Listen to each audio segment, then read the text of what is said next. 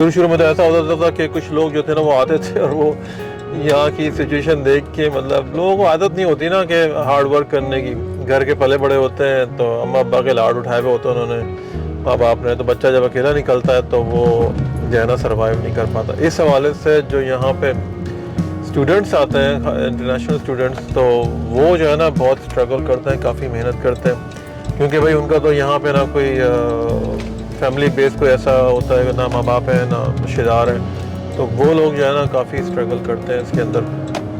Accommodation के हवाले से, जॉब के हवाले से। वो उनके पास कोई इतनी चॉइस नहीं होती कि भाई वो अपनी पसंद की कोई जॉब करें, तो जो भी उनको काम मिल रहा है तो वो उस हिसाब से जो है ना वो उसको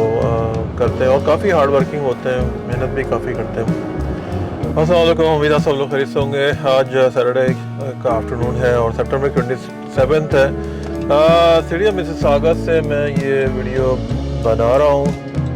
और वीकेंड पे मसरूफियात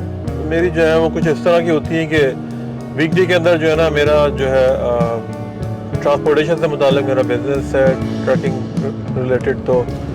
कुछ इसकी जॉब्स वगैरह होती हैं, और वीकडेज में जो है, वीकेंड्स पे जो है वो मैं कोशिश करता हूँ कि कुछ मेरा एक लिक्विडेशन और बाय सेल का कुछ काम है, तो मैं उसको तो उसमें बिज़ी रहता हूँ, क्योंकि आजकल के हालात के अंदर जो है ना आप